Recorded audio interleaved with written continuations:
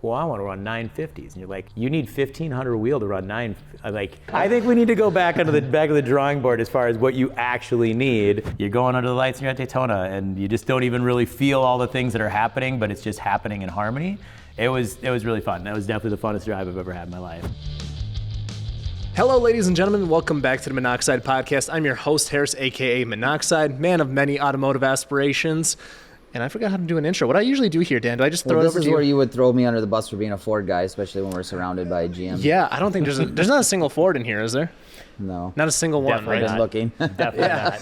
He's been looking, not for lack of looking. Sure. But yeah, I'm here with my co-host, Dan, Mr. Gunna Garage, here in enemy territory.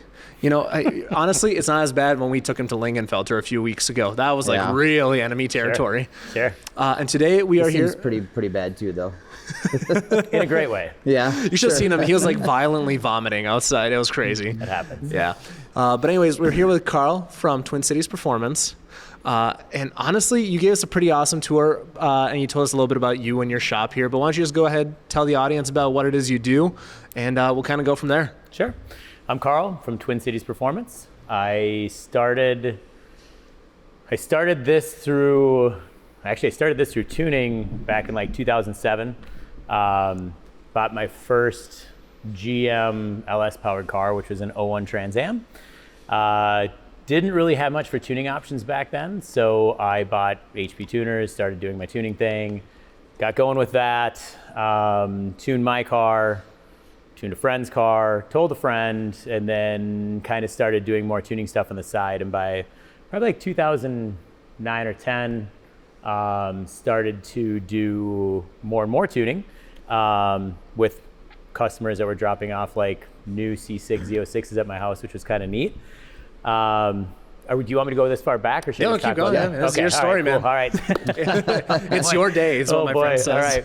All right. So did that for a while. Actually, in 2009, started a buyout of a general auto repair shop called Lancer Service, which I still own, and my wife, who's here as well, manages. As I was going through that, I kind of put the tuning on the back burner for a little bit. I did start the company name, which was CJ Tunes, which probably some people locally have heard about, more than likely. I continued to do that through our building at Lancer Service until 2021. Oh, wow, okay. 2021. Yep. So I was doing quite a bit of tuning, and tuning almost exclusively, along with my day job, which was Lancer Service, and buying that and the business continuation with that. And then we bought this facility in 2021. Moved in here, rebranded from CJ Tunes to Twin Cities Performance, and then we started doing more car building and less customer pay tuning. So we still do all the tuning. Obviously, I still do all the tuning in-house, but now we do a lot more with packages. So we're doing primarily like our really go-to cars, our 6th gen Camaros, C7 Corvettes, 5th gen Camaros, C6 stuff. We still see some C5 and obviously some cleaner 4th gen stuff, but primarily it's like the new platform stuff that we do. So you're tuning cars, you're making a name for yourself over at Lancer. Were people bringing their cars there to have built there as well? Or? No, the building part of it came like through just evolution. Okay. Because people would bring cars in to have them tuned, and like I was kind of talking about a little bit earlier, that somebody would buy a car and they say, whoever sold to him said it needs a tune, and they bring it in, and it didn't just need a tune, it needed a ton of other work. So we were kind of doing some of that work through Lancer, some of that work through CJ Tunes at night, some of that work through whenever we could fit it in to get it going, and then realize how many poorly built cars there were out there, and how much of an opportunity there was to build better cars, and then started to kind of take that on. And once we found the facility, it really just kind of fell in at that point. Well, one of the things that we talked a lot about off camera is like, this is a very open layout. Like some of the other shops we've been to, it's a lot of like tripping over cars, playing musical cars all the time. But the only thing you don't have is parking. We don't have parking. we don't have parking, which is good and bad. I mean, and yes, it is a very open layout. It is it is large. It's a long walk down to the dyno down there. Like Yeah. I need a scooter or something during the summer. No, it's good in the fact that like for parking, we don't have to worry about cars and security because it's all inside of our little bomb shelter here, which this building from the outside is very understated. It looks very skunk worksy, so you really can't even tell from the outside. But it's nice in that fact, or nice in the fact that we get to take care of cars without having to worry about them. It's terrible in the fact that we have to park everything inside all the time. But we make do with what we have. This is actually this is pretty manageable as far as the cars that we see here now. In the middle of the summer, things get a lot less manageable, where we're moving a lot of cars around to be able to just get through the daily tasks and that sort of thing too. So We also don't have cars outside, which That's is nice. it's kind of a perk, right? Because Very big perk. you mentioned that off camera as well. It's like if a customer asks you, he's like, "Hey, don't turn this car into a shelf outside." It's like, "Oh, we couldn't if we wanted to." Right. There's that. I mean, you just don't have to worry about vandalism, weather, any of that stuff. So it's just nice to be able to keep cars inside. Yeah. Obviously. Is there you're just gonna have to wait number? Like once you've got so many in here, you're like, okay, We schedule out. Well, that's a great question. We schedule out like this time of year. It's not as bad. It's the middle of winter. So like we have some bigger build stuff that we kind of put in the pipeline during the summer for people that are looking for larger builds, but just don't want the downtime during the summer. So we schedule a lot of that stuff around now. Then when we get into like right now, because we still do some tuning appointments. Our tuning appointments are like pretty much booked through April. And then we have builds starting once like April 15th is kind of when we consider like snow out or ideally snow out. So hopefully at that point we can actually get cars out, drive them down without trailering, and then we do start scheduling at that point on too. So what we tell a lot of people this time of year is like if we don't have opportunity to get things in before April, it's going to be like if you call in May, it might not actually get into like August or Right. September. So, but we do a really good job of scheduling as much as we possibly can. Obviously, there's unknowns and all that stuff too. right. Oh, you took Nope, a deep go breath. ahead. I thought you were going for it. So, okay, so tell me a little bit about some of the packages you do here, because I think you mentioned you had like, what, 2 or 3 427s in here, for example? Yeah. I mean, what we really, we're really bad at marketing. I also told you that, which if anybody follows our Facebook stuff, they can tell you that because that is our only advertisement and marketing other than word of mouth. But yeah, what we really try and do is like for 5th gen Camaros, for example, which there's one behind you guys there. Like, I mean, if it's something simple like a stage 1, like headers intake or headers intake flex, or you do cam or cam converter on them or whatever. But we have packages effectively. It's always challenging with doing the package thing because a lot of times people already have a modification here or there, Right. and we try and work with people as much as possible with that stuff. Now, sometimes those parts won't work with what we're trying to do as far as the overall package.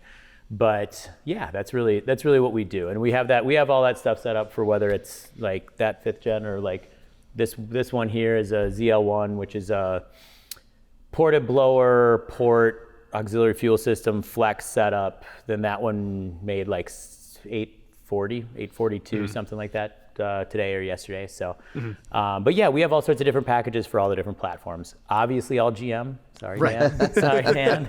We honestly we do get a lot of calls. Actually, we added to our answering system an automated assistant because we get calls all the time. And people are like, "Hey, can you tune my F-150? Can you tune my Right. my new Mustang or my Hellcat or whatever?" And as much as those cars might be great, we just don't do them. So we're GM only. It's what I got into at the beginning. I figured it's best to specialize. We stay really busy with what we have, so we just really. Well, try that's and huge stick too, with right? that. Because you see us all the time where guys kind of try to branch out, and they're like, "All right, I'll do Mopar now. I'll do Audi now. I'll do everything," and then it can lead to issues sometimes. This way, you just have one storage room back there, and it kind of works with most of the stuff you get in here, I imagine. Well, we could, with what we have for parts, we could literally put anything into. Yeah. If you brought in a C7 Corvette right now, we could do anything from like a blower to a heads cam package to everything, and we'd literally pull it off the shelf. So we do have a lot of inventory. It makes it easy on that side of things to be able to only have to house and inventory things for one car line or one make. And then back to your question about 427s. The reason we have so many big builds happening now is it is the middle of winter. So like big build stuff definitely happens a lot more in the winter. We have more time to be able to do that, and people allow us the downtime to do some cooler projects with their cars, so we can make some bigger power stuff and do all that good stuff over the winter too. Who does your porting for you? We actually, most of our, if we're talking about cylinder head stuff, we use primarily either Texas Speed or Guatney. Okay. We've moved almost all of that business to Guatney, just from a logistics standpoint. But we do, like, for a stock casting head, they've done a really good job with having it's a good port design. They flow well. They hold up super good. So, and yeah, like I was telling you, we have, stock ported castings for LS3s, Cathedrals, LT1, LT4, and LS7s. We do also offer Frankenstein and LMEs because people want different options on that, and we do stock those too. So kind of a variety of different people, I guess, now that I think about it. but primarily for most of, I guess when I think about our most current platforms, that's what we do the most of, it would be LT1 and LT4, and that stuff is generally from GPI. And they do a really good job. I saw a Magnuson. I can't remember on which car it was here. Do you have any preference on like any blowers you work with? Almost all of them are Magnusons. Really? Okay. No, if it's going to be an aftermarket blower, yeah, we love the Maggie stuff. The Whipple 3-liter, I know Whipples are really big in the Mustang world, Yep. I think. Yeah, Yeah, lots of them out there, tons of them out I have there. a Whipple on one of my cars. So Right, yeah. tons of them out there. In the GM world, we like the 3-liter came late, and I don't want to talk bad about any blowers, but the 2.9 was not exceptional. So like the 2.9 made like really, really good torque, which you don't really need in a bigger cubic inch DI, like big V8 engine anyways. And they just didn't airflow as well as they should up top, which the new 3-liter overcomes that because they make boost a little bit more like a combination between a positive displacement blower and a centrifugal. So it's kind of comes up with RPM, the same way the 2650s do. So, but we've been doing 2650s on these cars for a long time. I have one on my personal car. You can overdrive them. You can run just run them into the ground. And I think I've only seen like maybe one of them that's had any issues, which is just, that amount of superchargers that are that heavily overdriven for that amount of time and not have any issues. If we go to an aftermarket setup, it's going to be a 2650 package. It's either going to be through Magnuson or through like Greg from Kong Performance. I know some of the Edelbrock stuff is out there. We really don't use a whole lot of that. Okay. But the Magnuson stuff is definitely what we would do as far as a go-to on our blower stuff. And we do a lot of it. And really when it comes down to the LT4 platform, which is a great platform, right, Dan? Yeah. You gotta love that thing. Yeah, you gotta love that thing. The stock, it's funny because when they came out and the 1.7s initially started, everybody was like, these blowers are trash, they're tiny, they won't support any horsepower, and they're right. They were right. Now with some of the new porting stuff from like Jokers and Kong and the exports and the race port stuff, like we did a pretty simple 6-speed car, I think 2 weeks ago. It was a manual. It was a 6-speed with some methanol on it, I think in like E60, and it made like 920 on a stock blower, on a stock 1.7. So obviously cut up. That was a Kong export with a pretty good pulley combo on it. But it's just amazing how far the stock blowers can go. And I think that's kind of been slept on for quite some time. One of the reasons we generally move into the 2650, if we're doing an aftermarket blower, is for cooling. Because the cooling bricks on a 2650 versus a 1.7, a stock little factory 1.7 is like, and it's 3 times the size. So if you're going to be doing more extended like road race stuff or longer pull stuff, like the 2650 really can't be beat. And we've done a couple new Whipples. I think I made like 980 on one pretty recently, and that one worked out great too. Was that just like a customer choice sort of deal, or? Yeah, actually, how did that start? That started with, I think he just wanted the look of it, honestly. Oh, okay. And the one nice part, not the one nice part, because I don't want to downplay this on Whipple at all, but you can get a Whipple 3-liter in an LT configuration, and you can still put regular port injectors on them without having to do plates, because hood clearance always becomes an issue. So like instead of having to drop like front subframe, I heard you chuckle, Dan. Or just take them off entirely like every other Corvette owner I know. with what? Take the hoods right off of a Corvette. well, one of the other Whipples that we did, I don't think that one did have a hood on it. I think it was for that very reason. Yeah. It's a regular thing. That one did have plates on it. But yeah, there was one that we did, and it was actually with a customer. We've done a couple builds for him. I think he wanted it. Given the fact that they were able to drill them and put a rail on it and be able to put injectors above instead of doing plates is beneficial, because the 3-liters do also get super close to the cowl on all 6th-gen Camaro platforms.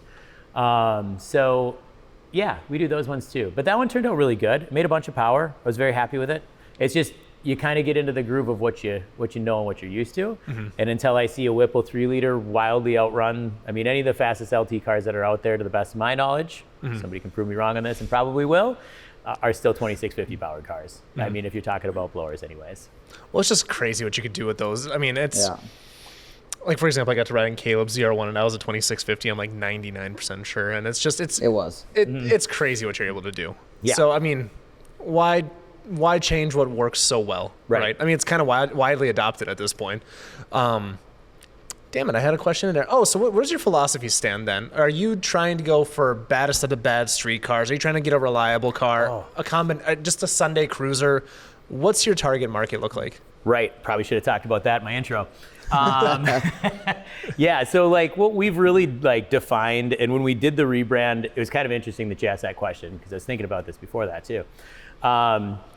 We did the rebrand, we worked with the company and they're actually really good to work with, but they asked that same, they're like, what makes you, like, as you're doing this rebrand, like, what do you want people, what do you want this to look like? What do you do differently? What do you do better or that you feel that you excel at? And like, the key to what we've always really tried to do is build really fast, fun street cars that operate as close to stock as possible. Okay. So what that means is like, when you get done with a car, and this gets talked about a lot, but people are like, you know, it should run and drive like a stock car. 1,000 horsepower car is probably not going to run and drive like a stock car. There's compromise. There's compromise, but they can be really, really close. And like that's where we really, really shine. And it's not like cars that are making 2,500 horsepower on the street. And we honestly don't have a lot of our customers that like to spend a ton of time on the track. We do have cars that go to the track. We have multiple 6 gens and C7s that run 8s in like full street trim, which is the norm now. Like it's just not that uncommon. But like going back to this Camaro, like that's a car that makes almost 850 wheel, and that car does actually drive like stock because it's still a stock sealed long block. Like there's nothing that you have to do. The maintenance doesn't change on it. The operation doesn't change. The way it starts, the way it sounds. It sounds better because of headers and obviously that side of things. Right. But like until you get into the throttle, like the calibration, all the tuning side of it, like it literally, you would not be able to tell it's different until you really get into it. That gets a little bit more challenging when you get to like 1,000, 1,050 wheel horsepower mark, obviously, to try and make with a decent sized camshaft, like still make them work that way. But that's always been kind of the key to what I wanted to do. And like that also kind of goes hand in hand with what excites me. Like when we are building cars too, is it doesn't necessarily have to be something that makes a bunch of horsepower. It just has to be the right package, you know? And like, I do like all cars. I know I'm very GM biased. I was gonna say, with variable cam timing, you can hit both those pretty easily. We have variable cam timing. Yeah, now it's just on one cam. Oh, we've had it since like 07. We've had it for a long time. It's terrible, and everybody just throws it away. But we do still have it. It does still work. No, it's funny because people always rave about certain cars driving certain ways and like trying to like Mazda Miata people. They're the best driving, handling, whatever, cheap cars ever. And Porsche people. I've never hey, I want to be in a really cool Porsche. I've never been in a really cool Porsche. Somebody get me out on one on the track or a street and like have some fun with it. People rave about how awesome those cars are. It's a glorified GTI. It's fine. Sure. Ask me how I know. I'm sure every Porsche owner would agree with you. Oh yeah, they would be. Well, no, it had the same steering wheel. I got to drive AJ's last year, which I'm gonna take it out on track this year probably. But I'm like, this feels oddly like my Mark 7 GTI. It's way better and more expensive. Sure, but it's just more. It's just more of everything. Yeah. But anywho. But you on paper the car might perform better.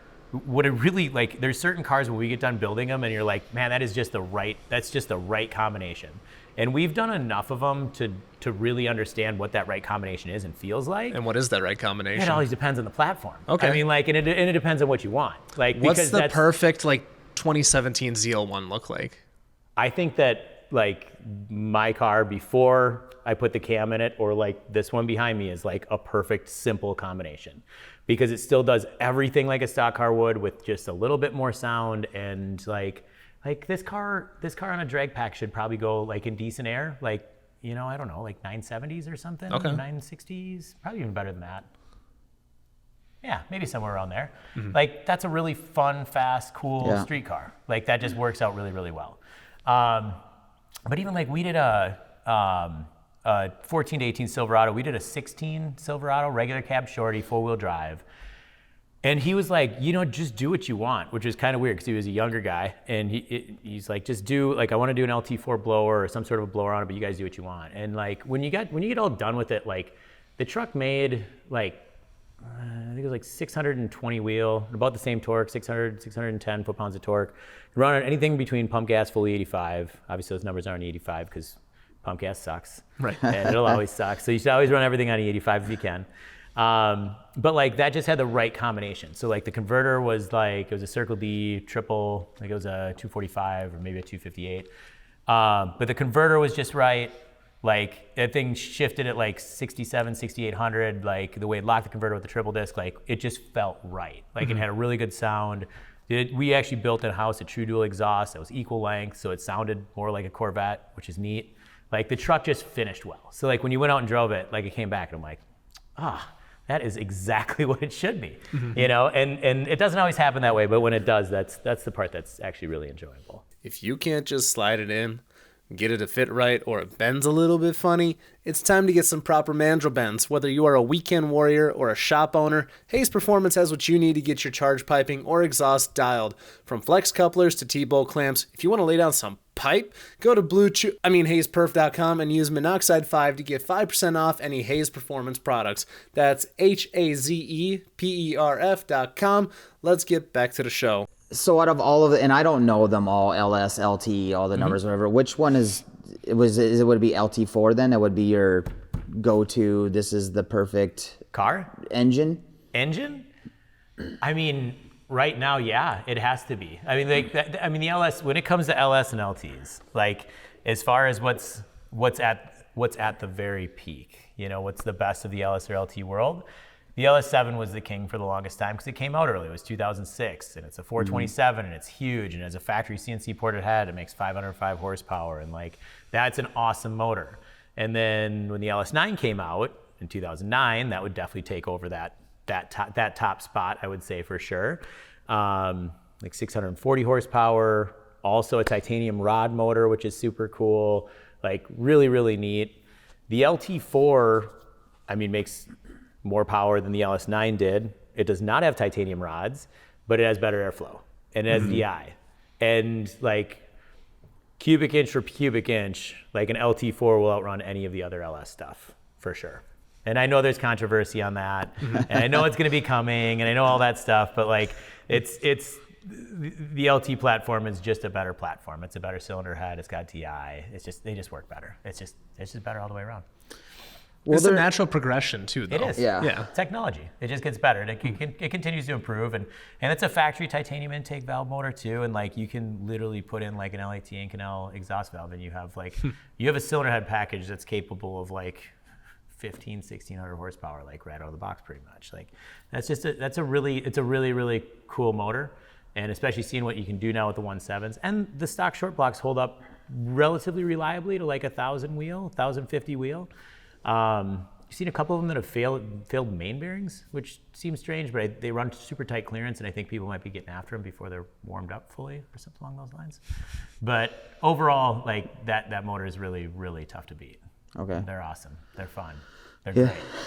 If you say so. Yeah. Not enough camshafts for some people. Yeah. I mean, simplicity is king, right? Well, that's what I was going to ask you next. So if I'm coming in and I need pistons, rods, blower, I'm having a build here. I mean, I just watched him set an engine in this one, and he's dang near buttoning it up here, I think, before he left. To pull out one and then do the pistons, rods, things like that, is that pretty quick? Because when you're working, I've done some push rod stuff. Yeah. They're just kind of a simpler motor by, all aspects. There's less parts. Yeah. Yeah. Well, fifth gens are easy. Fifth gens are like, and they come apart super duper quick. Okay. And Chuck's a machine. Chuck's a badass. So you got that going on too. But no, I mean, the motors come in and out of those cars really, really quick. Like as far as doing rods and pistons, like and like that one's coming out just for doing a converter in it, because we're doing a cam and converter, and since we have the heads off, it's just easier to pull the entire thing out and service it that way. As far as like 6th gen Camaros and especially C7s, the motor does not come out nearly as easy. So like on those, and when we're talking about doing like you mentioned doing pistons, generally, like if a customer comes to me and says, hey, I have a 2020 1LE, which is a regular LT1 non-supercharged car. I want to put a 2650 in it, a fuel system, do drop-in pistons, et cetera, it is cheaper to go buy a ZL1. Oh, like, really? Yes. Like, and this is a conversation I've talked to. I'm not the best salesman apparently in our business. I've talked customers many times out of doing like significant work because of the fact that like it is just better to start with a ZL1 than it is to go through all of that with an LT1. Like unless you have the LT, you already have the car, and maybe it's just, you know, whatever, you know it, you understand it. But like to do rods and pistons in one of those cars, it just becomes a kind of a significant amount. And like not many people, it all depends on what you're after though too. But not many people are really targeting over that 1,000 wheel horsepower. A lot of people think that they are. Yeah. But when you really break it down, like a 700-800 wheel car that's properly tuned and like shifts like it should and works like it should is a really, really fast car when done properly. So like if it comes down to that and you have a 6th gen Camaro or a C7 Corvette and you're planning on adding boost to it, I personally would recommend getting a ZL1 or a Z06, especially if what you're starting with is a really clean, low mileage 6th gen or C7, because you can usually sell it and then end up with a forged motor, or not, I'm sorry, I'll take that back. A better piston, better rod motor that can handle 1,000 wheel horsepower without having to do that extra work into it. Okay. Does that make sense? Yeah. No, and that's a debate we like to kind of kick out every single time we have somebody from the GM world. It's like, all right, do you start with a Stingray or a Z06? How many people have I contradicted right now? It's like in any car form at all. You ask about oil. If there was one answer, it doesn't matter. Yeah. Because you'll have 50-50 either way.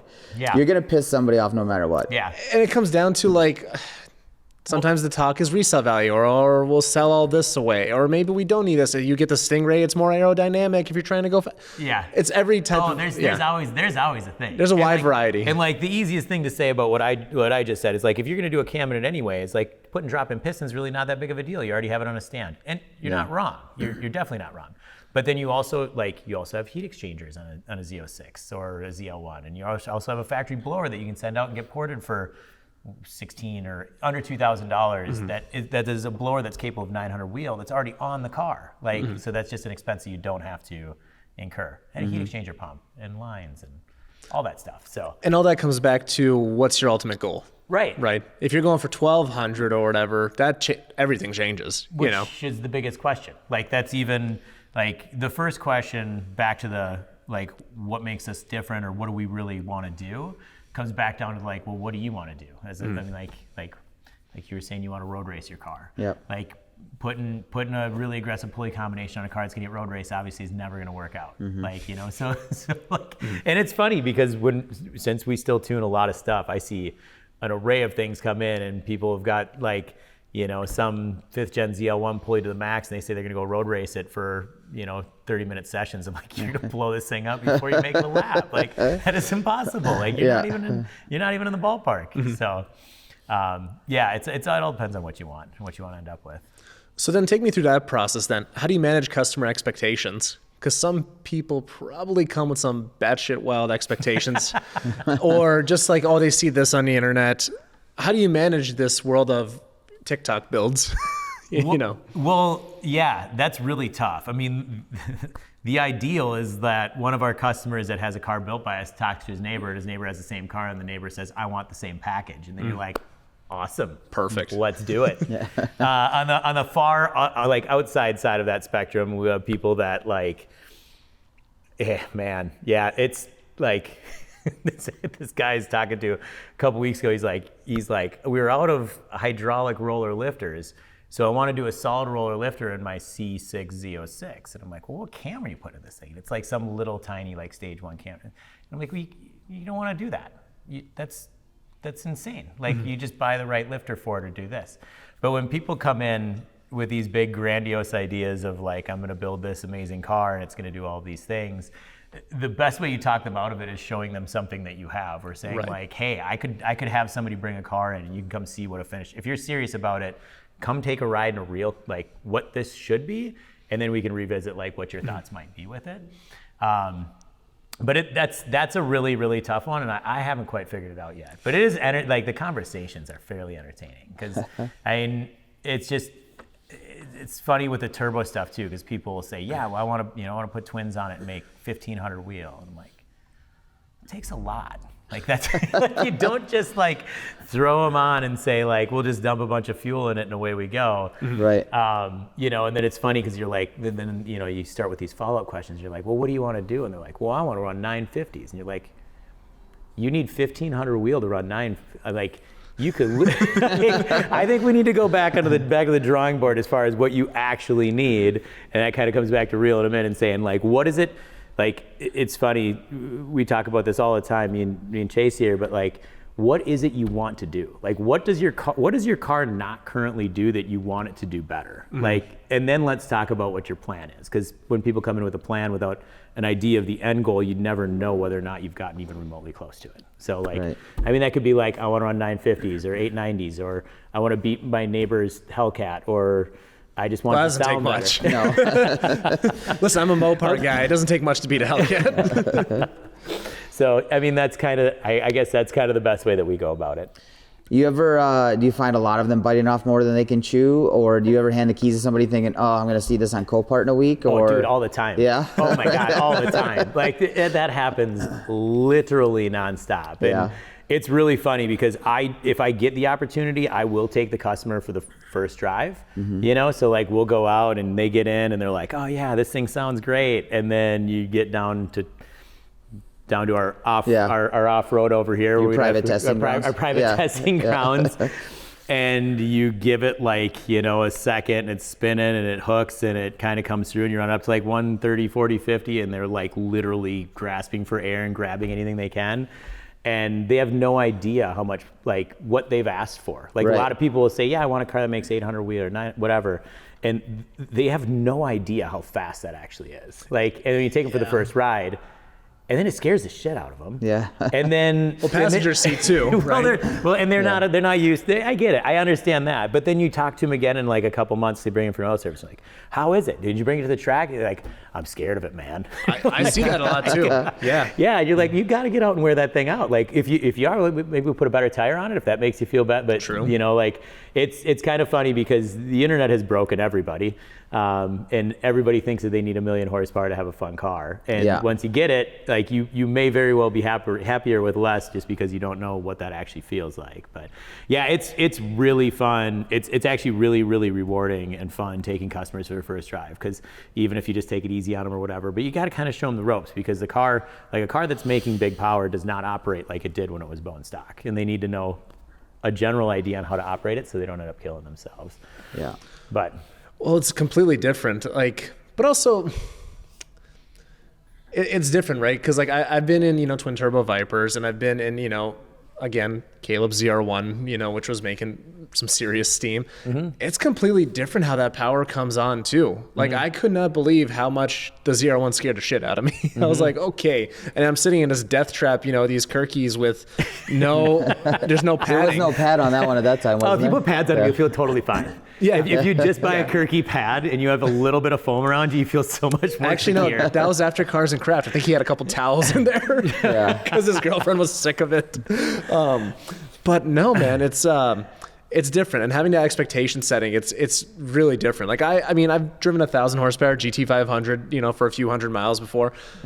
I can manage it, but I also didn't jump in on the deep end. Some guys will go from a 300 or 400 horsepower car, a stock SS or whatever, and then like, oh, I want 1,000 horsepower car. It's like, well, hold on, champ. Yeah.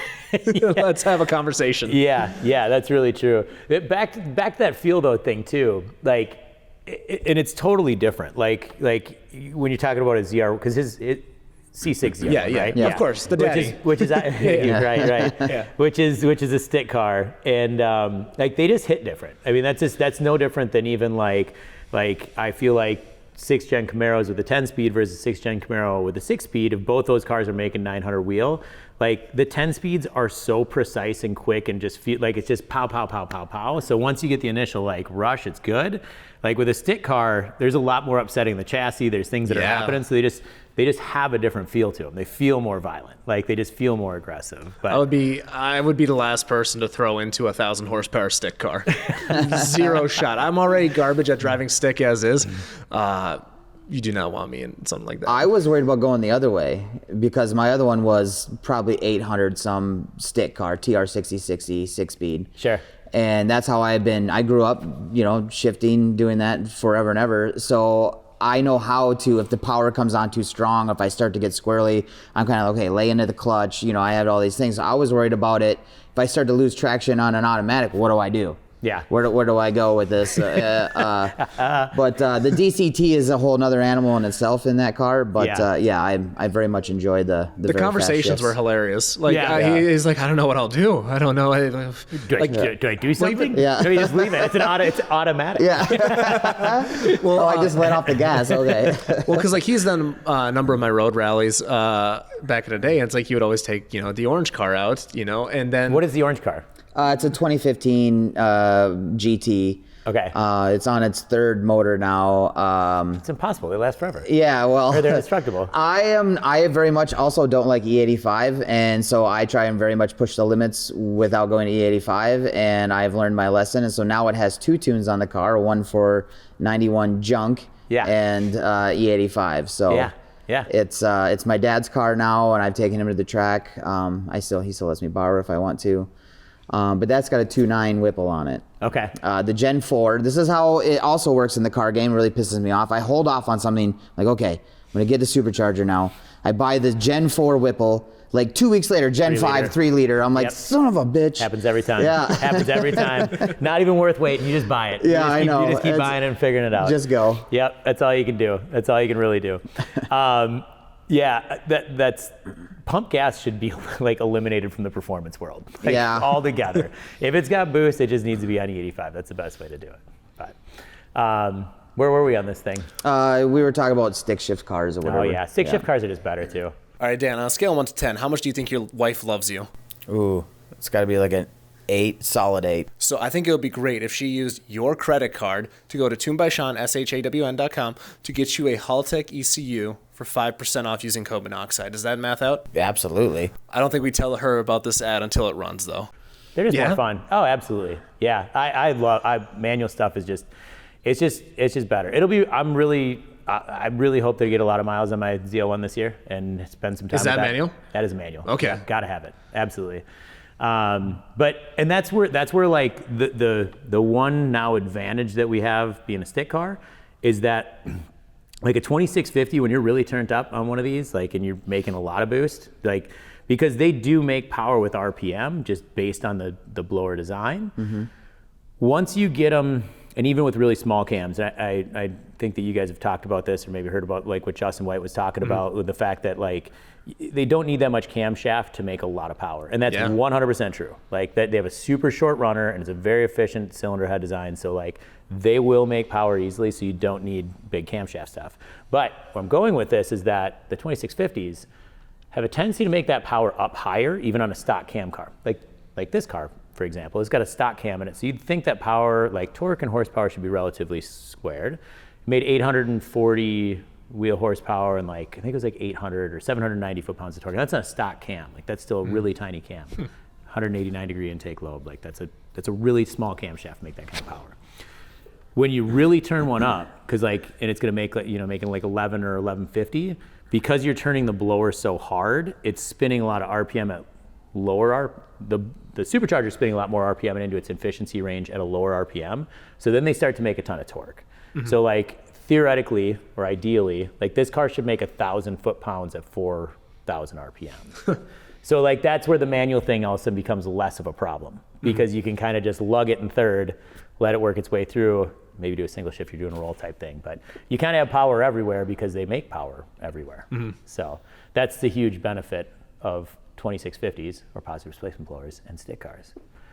Well, are they having issues with the 10-speed transmissions too with GM if you put too much power on them, or? I mean, not really. Okay. We have multiple cars out there. I mean, and yes, anything has, when you start making a lot of power, everything is wearing. I mean, like when things are stock, they wear out. So like, obviously, if you take a car that stock makes 550 wheel horsepower, you make 1,000 wheel horsepower, the service life is going to be reduced. There's no doubt about it.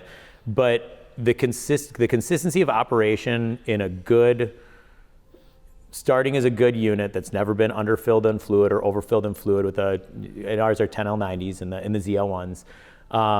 Like, I am not even worried at all at 900 to 950 wheel. Like, that's totally fine on a stock, unless you're going to go out and you're racing the thing every single day. But like, we have a guy out in Wisconsin that has one. He's had his for like, I think we built it like 3 or 4 years ago. It makes right around 1,000. And like, that car's still on a stock trans, converter, everything. Okay. I think it might have axles in it. But the factory drivelines are really pretty robust. So they hold up really good. Yeah. I've seen a couple of the 6-speed in the ZL1s that actually strip the gears off the trans in the manual trans cars. We've actually had 2 of those that have happened. But overall, the drivelines are super robust in these cars. Okay. It's actually amazing.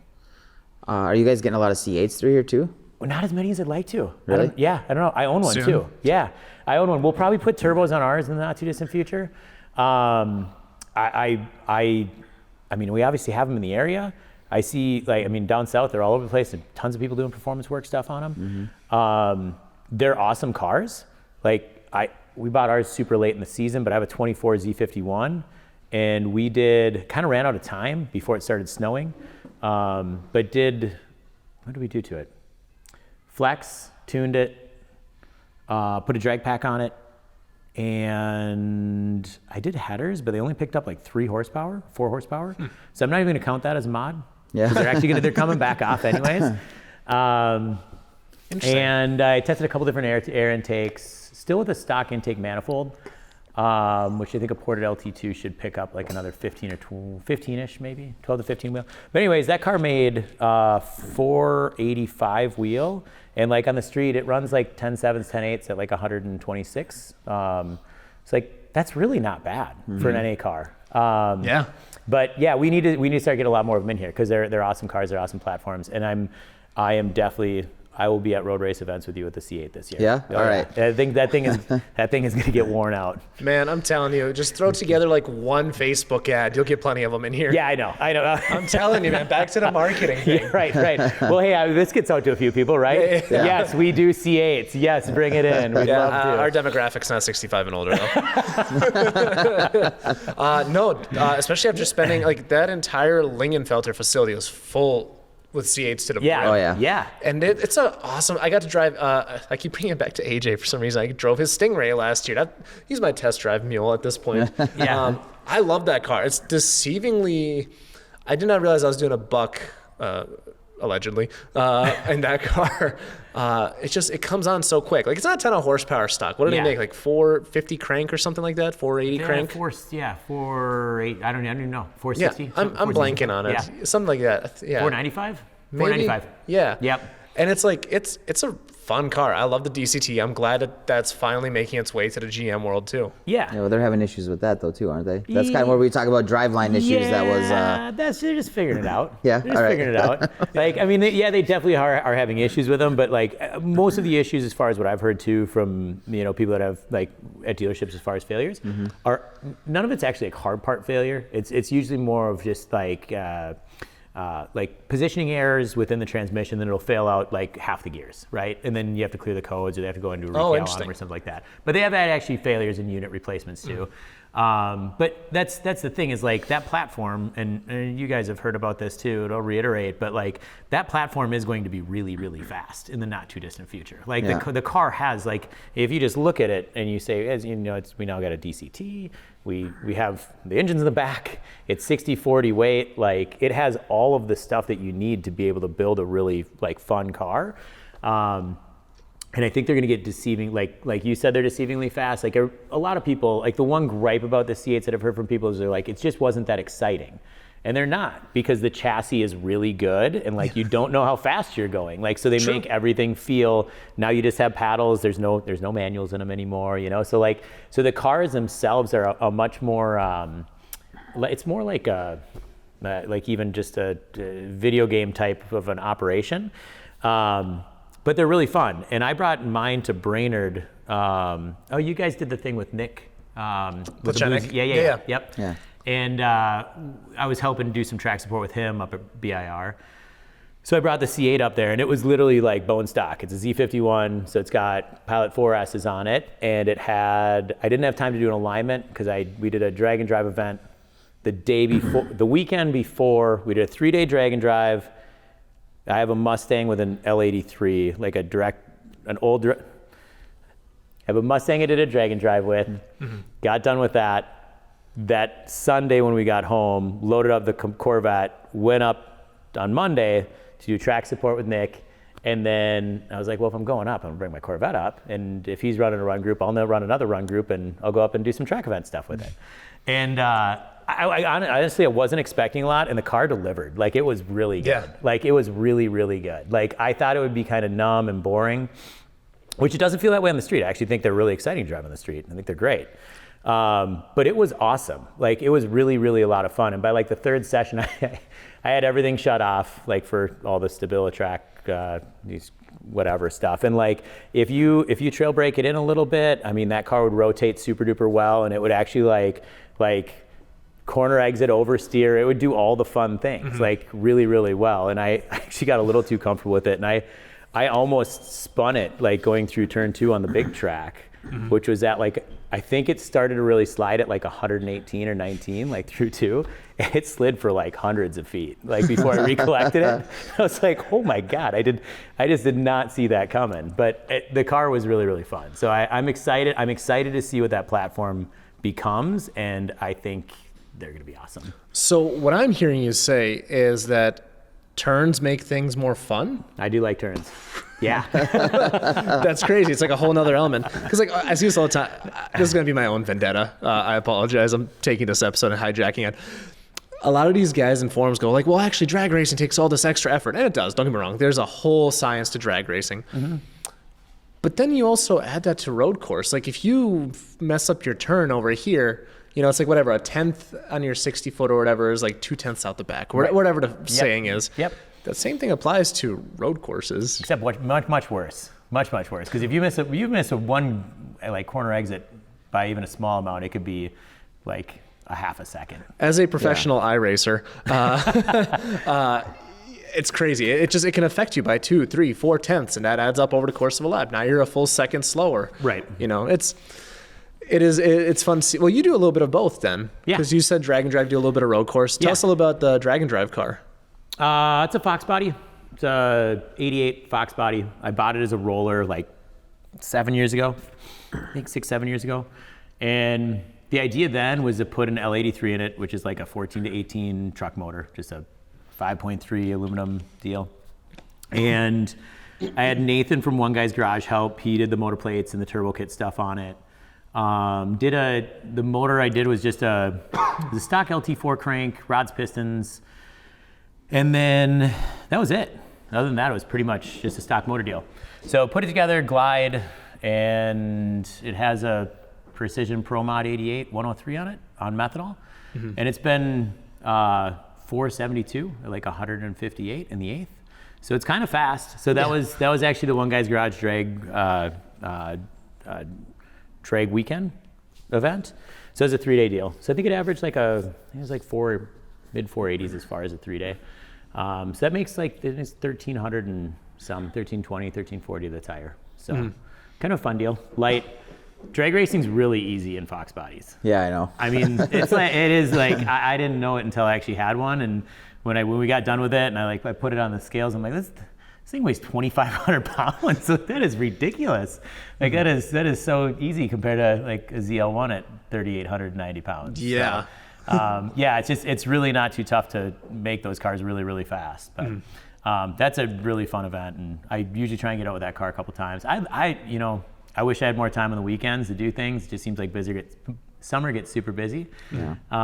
But yeah, I would like to spend more time with that car, maybe do some no prep stuff with it and whatnot, because it'd be kind of well suited for almost anything. So, but yeah, that's a really fun car. It came together pretty nice.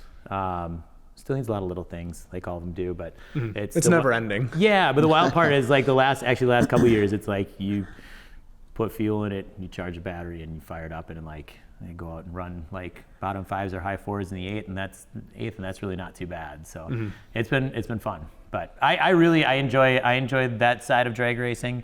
But I'd much rather go road racing. We actually did. Are you guys familiar with WRL racing at all? World Racing League. Not too sure. It's like a higher level of endurance racing that's not professional, or like the highest level of not professional endurance racing is what I would say. So like we did that in actually a buddy of mine owns. His name is Kaz. He owns Kaz Tech Engineering in St. Paul here as well. He built. Do you know who Matt Peterson is?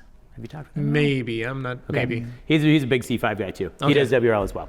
But I'm probably friends with all these guys on Facebook, and I just don't know it. So Kaz Matt built a C5 and used it in like Champ Car and those endurance racing things, and then later went into WRL, which WRL has like, I think now they have 3 categories, used to have 4. So it's GP 1, 2, 3, and 4, and it's all power to weight rate, you know, but it was really, really good. So like, and in GTO, well, actually I'll back up. So Matt was running in WRL for a while with his Corvette, and Kaz built one.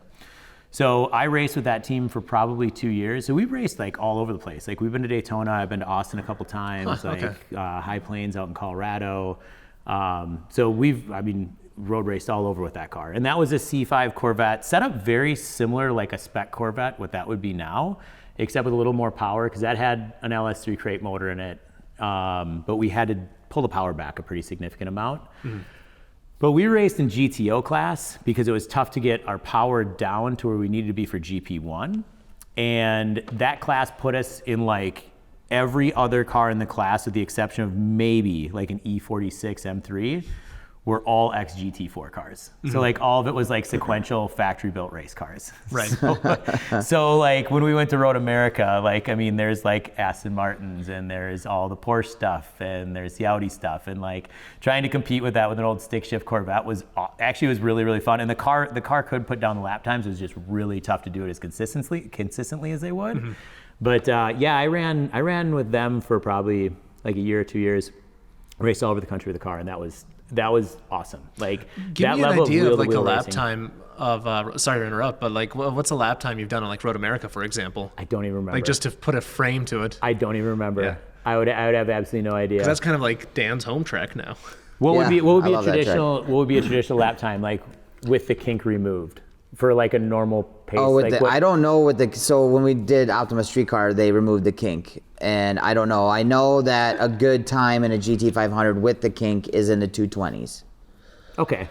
Yeah, I'd have to get back to you on that Yeah, one. I'm just curious. Yeah. Like, The car's been down for like 2 years. So, but that was really like as much fun as I've had in a car, like racing, is because you're wheel to wheel, and like the finals were always at COTA, and you're on an F1 track, and like That's awesome. Pretty incredible. we Like, might go check that out here in a few weeks as well. I'm gonna see if we can check that track out. Yeah, I really hope so. You definitely should. It's worth it. It's worth the hype. Bucket list.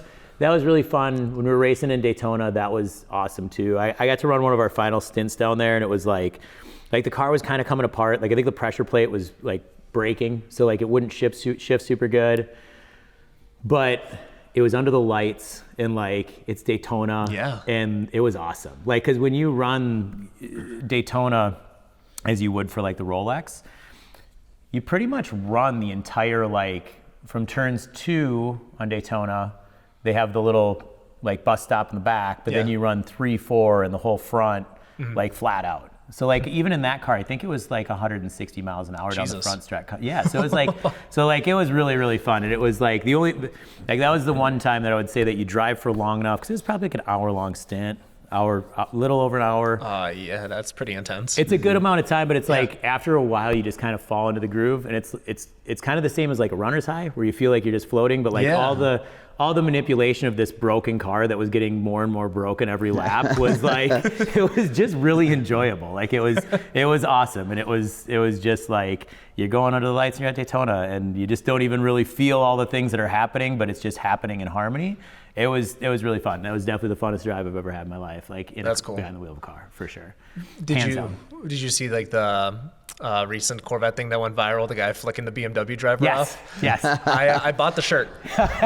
It's on its way. It just shipped today. Yes, I that is cannot awesome. That is awesome. Yeah. I love that. Yeah. Yeah, that thing, that's cool. Dude, I love the C8 platform. Like, looks-wise at first, I was a little turned off, don't get me wrong, especially when you had those stupid aluminum wheels on the stock ones. Oh, they're terrible. It's rough. It's rough. It's like GM literally, they must like, whoever their wheel guy is, like, how do we make this thing look as ugly as possible? Like, let's go with that wheel, and then just like make it look a little bit worse, and that's what we'll put on it, and we'll sell it. It just looks really cheap, man. It does. Otherwise, it just cheapens the car. It's kind of like when you see. Actually, I'm not gonna hurt feelings. I'm not gonna say that. Well, I mean, it was a cheap car, right? I mean, for what it was, yeah, it's they still are. Like, they're really not too bad. Like, that's a lot of bang for your buck. I've been really, really impressed with our car. It's been a bunch of fun.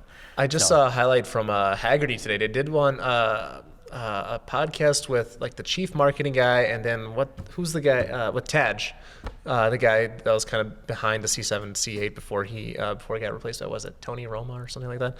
And they're saying like, even people that worked at Chevy did not know it was going to be that little. They thought it was going to be like a $120,000 car. They thought that they were out of their mind, blah, blah, blah. And then they're like, oh, they literally surprised people same day that worked at Chevy. That was going to be $59,995 or whatever. Yeah, that's awesome. That's and then great. they got marked up for $50,000, so that's whatever. That's just what happens. That's just what happens. I feel bad for those guys that didn't last long. Yeah, it is well, because you look at the base cars, and then like the Z06s and the E-Rays both look so good. Like the wide body on those cars just looks really good. Yes. You know, like really, really. And the wheel and wheel fitment on those cars is just a million times better. But I feel like the base car is gonna like. I still feel like people are just overlooking them right now, and in the next couple of years, people will realize like how good the performance is. Well, once they drop in price too. Right. I mean, they've still been holding price. I waited to get one for way too long because I was waiting for a used one to get inexpensive, and they just never did. Yeah. Like they just never went down. And then finally I had one come in here, and I was like, I need to buy one of these things. Well, it's also reasonable. Like I think it's a performance bargain. I mean, how many other? Listen. I get it's a Corvette, but it's a supercar. It is on a Euro level. Like the Z06, the C8 Z06, it ran, I think it was like 10 seconds slower or whatever than a 2017 ACR on the ring. Yeah. Right. And if we're using the ring for comparison, like that's not bad. It's a fast car. Yeah, if we're being honest. It's much faster than 99.9% of the people are going to drive it as. Nobody's ever going to touch that. Yeah. So Right. the GTD did a 657. Nobody is going to get within 3 minutes of that. That is mental. Yeah. Okay. What's your opinion on the C8 Z06 and that engine layout and with the dual overhead cams? It doesn't excite me that much. No? It really doesn't. Like, I think that the ZR1 will be really, really cool. It took so long relatively to get tuning just into the regular C8 platform that it will be hopefully really exciting when they do start allowing tuning on the C8 Z06s. I just there's a lot of complexity there for arguably not that much more performance. That's fair. Like I even look at going back to our car, and this is just straight line performance, which I know obviously there's a lot more to a car than just that, but like given the fact that just on flex, a tune, and intake, and a drag pack, you can run like 10.7s, and a stock Z06 is going to run right in that like 10.6, 10.7 range, right? Yeah. I mean, like it's just not that much of a performance difference, but it all depends on what you're going to do with the car. If you're going to go out and like track the bejesus out of a car, like I would rather do it with something with an LT2 instead of the dual overhead cam Z06 motor, which something bad happens to that thing, what do those cost to fix or replace? Oh, I don't even know. Nobody knows. Yeah. Astronomical. Yeah. It's 30 grand, 40 grand, 60 grand. Who knows? Yeah. Like, so it's all relative in what you're going to do with it. It's a beautiful car. I just don't think that many people are doing what they should be doing with them just because they're too expensive. Yeah. And that kind of defeats the purpose of it being a beautiful car, right? I think you are going to see a little bit of hesitancy there. That's a good point. Yeah. Like I completely different, but like that's why you don't see modded Ferraris, right? Like or people on track days actually. When's the last time you've been at a track day and seen somebody actually wheeling a Ferrari? Yeah. Or a Lamborghini, and you're like, oh my God, look at that guy drive that thing. I've seen Lambos and stuff, but I don't think I've ever seen a Ferrari. No, I don't think it's just it's Yeah. it's a very special club, right? It's just and I feel like if Corvettes are getting more and more expensive, like it might be trickier to see people wheeling them. I just see the C8 becoming like I see a C8 Z51 car becoming like a very potent track. The car. sweet spot. Yeah, exactly. The absolute sweet spot. Where if something bad happens to it, it's not the end of the world. You're not up a Z06, it's kind of a big deal. It is. Yeah. You break parts on a Z06 and it's not under warranty, it's kind of a big deal. You break parts on an LT2 car, it's not the end of the world. Like, True. I mean, that's a very serviceable setup. Like, I mean, a lot of people can do it. Well, that's one of the things that I told Dan is like, as this dream continues to take off, I eventually want to do some road course stuff. Like that's what's calling my name. And the Stingray is kind of calling me, Do it. man. I don't know Do what it. it is. And it's I think like, that's the program. just like, and I mean, when you hear one of those with a heads cam setup, dude, it's nasty. Yeah. We got to check out the first 427s. Oh, at Lingenfeld, you were at Yeah. Lingenfelders, yeah. Yeah. That was pretty rowdy too. Yeah. So Yeah. I'm excited for that platform. I've done a total 180 on that car, the G80 M3s, the Supras. I need to stop talking when things come out. It takes a while. Like it just. Yeah. I mean, realistically, we're like 4 years in on the C8. Yeah. That's a long. Like Lots of bugs to work out. It's surprising that it's already been that long, but like that's the point where things are going to start getting fast. Like I really think that this is going to be a breakthrough year for it, and like I'm super stoked with our car to go out and we're going to promote that thing and beat the balls out of it and have a bunch of fun. It's going to be a hoot. I like that you're kind of both worlds too, drag and road course. So that makes for an interesting conversation. As that picks up, do you think you'll see any of the other C5, C6, all that stuff start to fall out of? No. No? Because cars are they're just cheap, awesome track cars. Yeah. And the C5, I mean, you can talk about this all day. I mean, like the C5, like they're so easy to make them a super fun track car. Like that's it's just a bigger, faster Miata. You know? Is that what Justin's is, the blue one we ran Road America with? I think it's a C5, right? I think it was a C6 Stingray. Okay. I might be wrong. You might kill me on that one. It's okay. Well, I've been wanting to ask you this question since like 3 weeks ago. So who do you go to, since you don't do a lot of tuning in-house anymore, I mean, you do a little bit here and there. Yeah. Who's your go-to tuner now? Do you have a few or one? Or? Oh no, we do all of our tuning. Oh, you do all your own tuning stuff? I do all of our tuning. Okay. It's like all the build stuff, everything that we do, I'm doing all the tuning stuff on it. Gotcha, okay. What I'm talking about as far as tuning is just like if a customer brings in a car and we're just doing just tuning on the car. I see what you're saying. Okay. So it's kind of been, again, another one of these slow progression things where like we are kind of to the point where we only do tuning if we're going to be doing some mechanical work on it or if we've already built the car. So like if we need to do adjustments or whatever to it. I mean, I bought credits again from HP Tuners, so Yeah. which I do a lot because all the new stuff takes a lot more credits than the old stuff does. Yeah. So like anything Gen 3, so like 97 to effectively like 2006, 7, anything Gen 4, I have a tuner shop package so I don't have to pay for credits for that stuff. So like if you bring in an 08, Z06, there's no credits on that. New stuff does, and like the ECM takes some, the TCM takes some, the chassis control takes some, so like you just have to buy a bunch of credits. I think that I've purchased, I think it was like 3,400 credits, which means if you just look at the credits and not the other cars that haven't taken credits to tune and consider that like, or the tuning amount, assuming that would be 50-50, that would be like 8 years of tuning. I've effectively tuned, I think it was like 3,100 in some cars. So yeah, so it's almost like it's over 8 years if you tuned a car every day. So it's a lot. It's a lot of cars. Like a lot of cars. You do remote tuning too then? I don't. I mean, we Okay. do some of it. I shouldn't say that. I do track support. So if we build something in North Dakota or Illinois or whatever, we absolutely will help with track support stuff. So like I sell you an interface, you data log, you send something back, or you have any issues or whatever, we're absolutely 100% behind that. So we help support anything with that. As far as like somebody out of state calling and saying, hey, set me up with a tune for this, I don't do it. I mean, we've been as busy as we can handle with what we have already.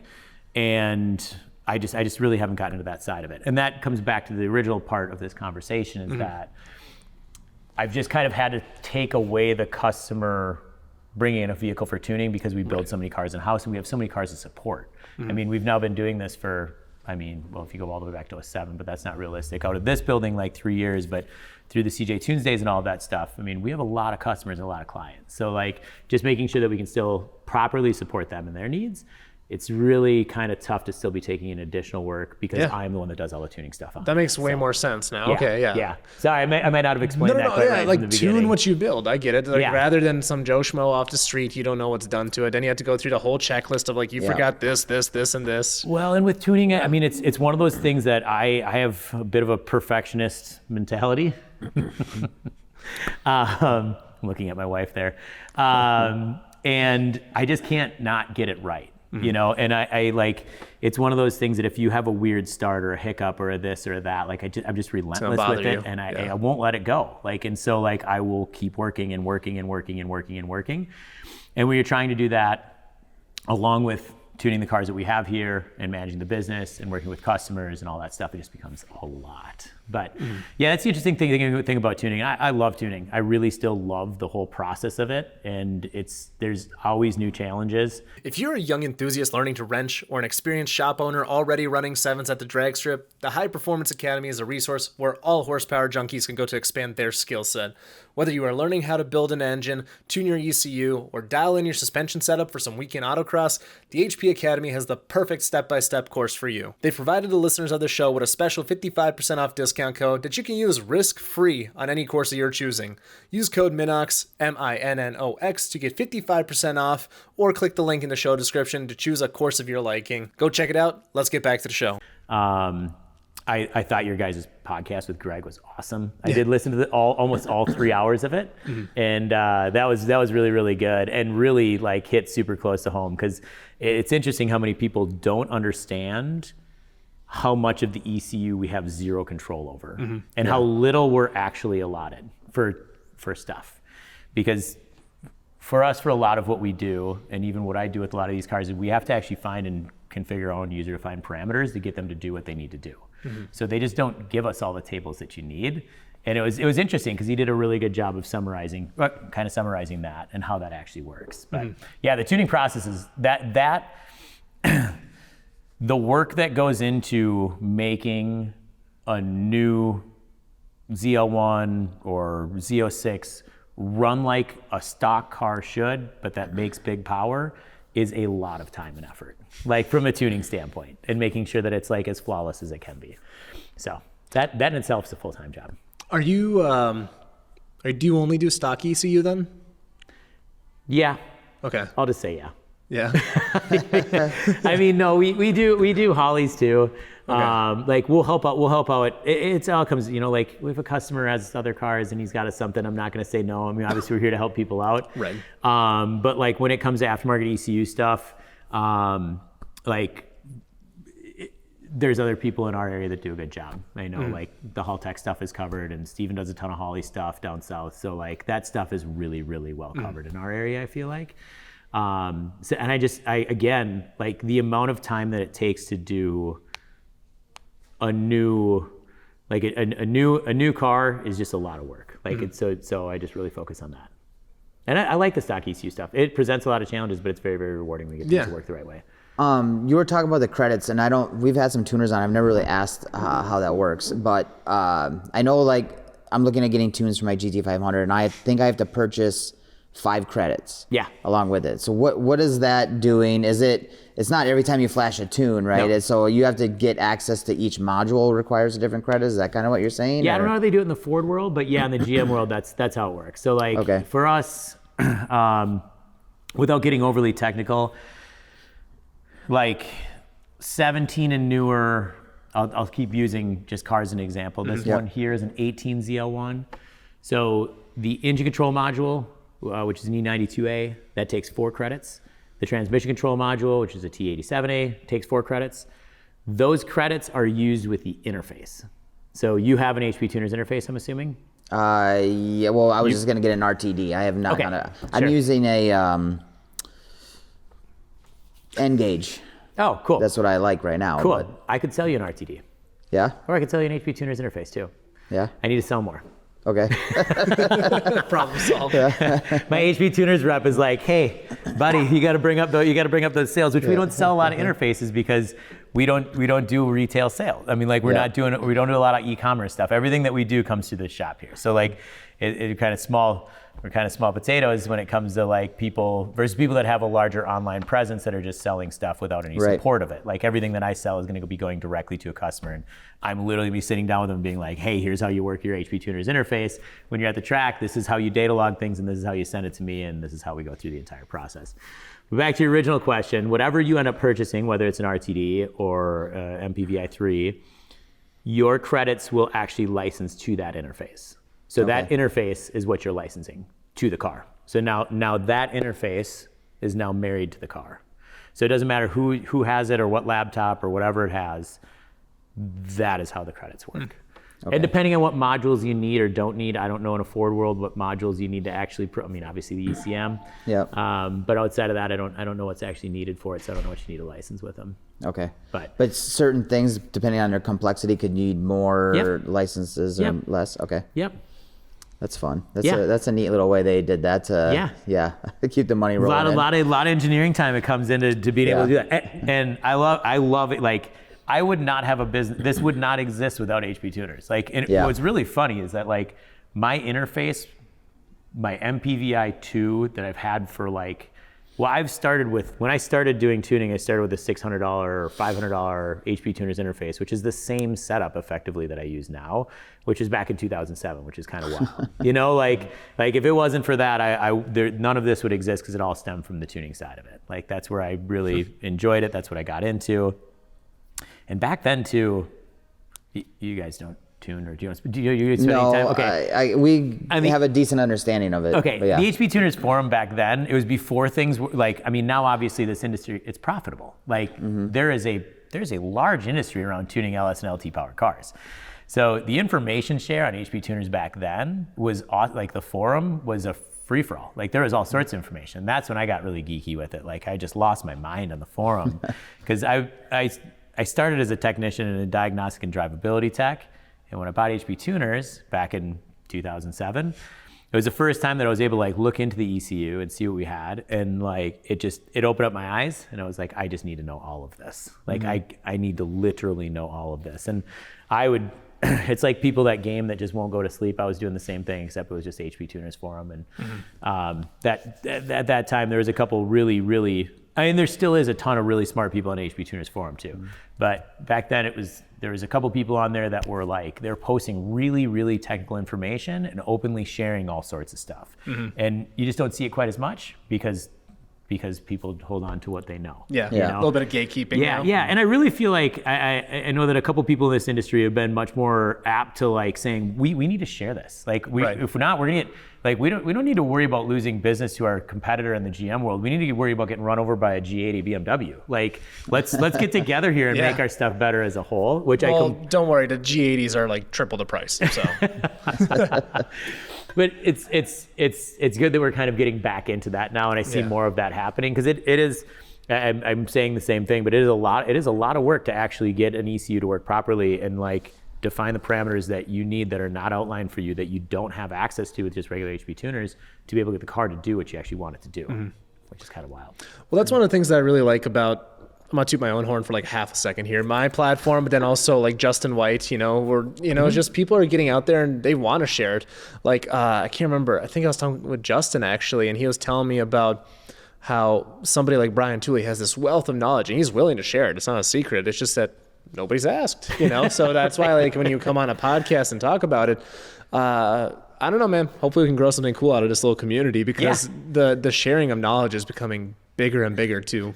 Well, it's a necessity because they're getting harder and harder. Yeah. It's just if we don't kind of bond together with what we know, it's just why struggle with it if you don't need to. Yeah. And I thought that was really interesting that like Justin and Brian's the Go Hard podcast. I think was that the one with the longer one with Brian, which is a really good one too, by the way. Yeah. But what he's doing and like kind of saying like, hey, we need to do a better job of like talking about stuff, and it's 100% correct because it's been like, let's be hush hush, and we really shouldn't be because all we're hurting is ourselves as a community. So because these cars are awesome. A lot of these platforms, lot of them are. Having enjoyed quite a few platforms now this far into the game, it's really hard to just pick one. Like, I mean, I've been staring at your Camaro back here this whole time. I'm just thinking, like, that's a gorgeous car. Like, Dan's gagging, it's fine, but I'm not much for the Camaros. I don't mind some vets, but Oh man, it's calling my name, man. It's well, probably what's my buddy Tim says? A car's so cool they killed it twice. I haven't heard that before. That's good. Yeah. That's good. ZL11LE is a tough look to beat. Yeah. Your style GT500, the late GT500s, also a gorgeous car. Like it's kind of one of those things, like even like all the old BMW M series stuff, like it's one of those looks that'll probably ideally or hopefully will never go out of style. Like I think that this car here is one that you look at and you're like, I know you're a Ford guy, but let's pretend that's a GT500 and you're looking at that and we're having the same conversation. Because I do feel like the styling on both those cars are both really, really nice. Like they just did a really good job of the look of them. But that's one, like in 20 years, you're gonna look at it and you're still gonna be like, that is a good looking car. There might be like that gap too, though. Like, cause like I used to love like 5th gens, and then I'm like, ooh, I don't know how that aged. And then it's like, oh, it's coming back to me. Okay, all right. Well, then let's go back on that and say like, but what about a 5th gen Z28?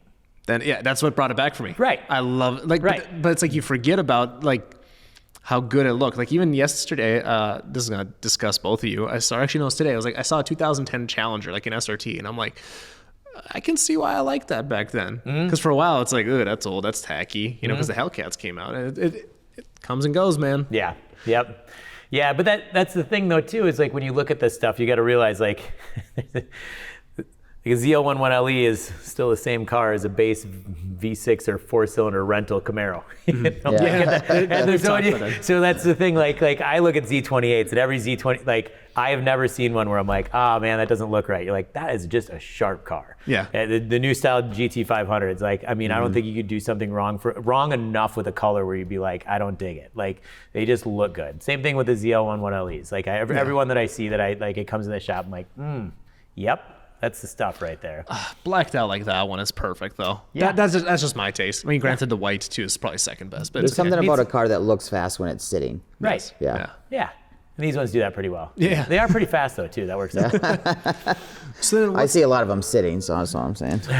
So what's next for you then, right? Because obviously you've had a ton of growth in the last few years, whether personally or business-wise or, both. Yeah. What's next for you? Yeah, we're just going to keep doing what we're doing. Except we are going to get to the C8 platform, and I really want to make a huge push on that and do a really, really, really good job with it, because nobody in the Midwest has captured that at all that I know of. Some shops are trying to. I know, Minnesota Performance, they've tried. I think they did like the one Pro Charged one. I think that's it. That's all I've seen so far. Yeah, and we'll use ours. Like ours will be a test meal. It will get like a lot of different combinations thrown at it, and it will definitely get worked through a lot of different ways. But I really want to focus on doing that. And then outside of that, like our staff, like our group here is awesome. Our people that we have is really, really great. I'm really honestly kind of stoked with where the business is at right now. And we've moved a lot, even in the last, you move into a new location, you have to kind of resettle yourself, you get new equipment, you get things kind of settled. Like it's nice to take a breath and actually take a moment. And I feel like we're kind of in that phase, like maybe the center to end part of that right now, where we're just kind of like riding the wave, where you don't have to really go through and do a whole bunch of new things or incredible things. Like the thing is, like with optimization of the packages that we already do and offer, like, different porting technology comes out. Cause like, even looking at, like we talked about earlier with the Kong export and some of the Joker race port stuff and the stock blowers, like if you would have told somebody back in 2017 when the ZL1s came out, that stock 1.7 blower was gonna make 900 wheel plus or 1,000, like the LMP car out on the East Coast is a stock blower car. I think it runs like 850s or 40s or something. Like that's insane. Like that's absolutely insane. But that's the funny part about this, is that even just staying on top of it as things continue to progress is a lot of work too. Like, because you don't want to be offering old packages where your stuff isn't as fast as it once was, or it's not as reliable as it once was, or there's better product out there. So staying relevant is a huge thing. Staying relevant. That'd be a great way to phrase it. Phrase it.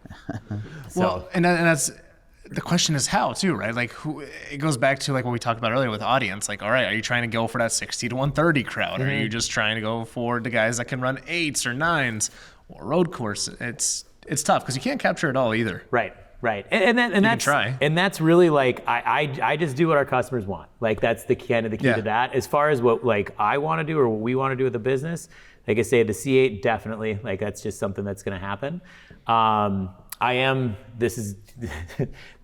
My own ZL1 is going to become more of a straight line car for at least a part of the season.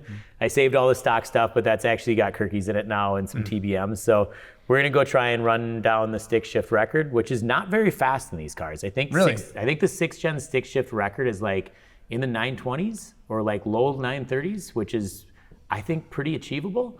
So I'm going to pursue that aggressively this year and see how that turns out. And then once we hopefully set it low enough that I can turn the car back into a normal street car again. But we'll see. I want to go after that and pursue that. Yeah, other than that, just keep building awesome cars, having fun with them.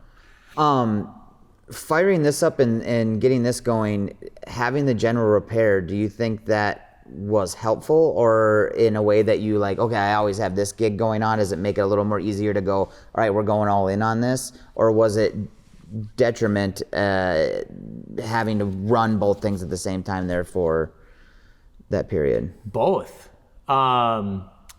It was really beneficial. I mean, if I didn't have the auto repair, like, okay, let me back up again. We'll kind of go back to the origin story a little bit more. My dad founded Lancer Service in 1977. Okay. I've been around cars and car repair my entire life. So we grew up in New Richmond, Wisconsin. It's just across the border. You're speaking Dan's language Yeah, now. I'm very familiar. Yeah. God's country over there. It probably doesn't play too well with the title of the podcast. We were not far from Cedar Lake Speedway. Yep. He was like head mechanic / crew chief for a late model car back in the 80s. So like, I think like the Wissota 100, which is like the dirt track race stuff back in like 86, 87. Like the race car was always at our house, and I was around the race car, and I was born in 83, 41-ish. I was always around the race cars. I was like as a kid. So I was like always about the entire car scene side of things. He did a really great job. When I was 14 and 15 in the summers, I'd come into the cities with him when I had like summer break, like 2 or 3 days out of the week. I'd like sweep floors and be around the technicians. I was actually doing kind of funny. We were laughing about this a little while ago, but like I was doing test drives in downtown St. Paul when I had my permit with nobody else in the car, which is just a weird deal. But I kind of went through and I did that entire thing. So I've been around the industry and that entire thing my entire life. Had it not been for Lancer, and I was still somehow into cars, I definitely would have went down the tuning side of things. And I would have ran into a different set of hurdles, not knowing what I knew through the business or being part of it throughout my entire life. But there would have been different hurdles, I guess is what I would probably say with that. His mentorship and then the business continuation and buying the business all was like, I mean, I learned a lot through that, like a lot through that. So when we started, like when I really fired up TCP, because it was always CJ Tunes prior to that, like CJ Tunes was always just kind of like a back burner thing for me the entire time. I mean, there was moments where I'd focus on it a little bit more, but I'd get burnt out because I was tuning cars at like midnight or 1 a.m, and then I'd go still work 50 hours a week and then like tune cars again, and like it was a lot. But learning the business side of things through Lancer Service, through my dad, through that entire process, and then applying it into this, our organization starting here, like when we moved into this, our organization from a business standpoint was much better than what it would have been the other way. What I'm saying is it's 2 ways to get to the same point. This was a more direct, but slightly more painful just because I was already working a bunch of hours and trying to make it on top of it. This would have been a much more curvy road, but I think we would have ended up here no matter what.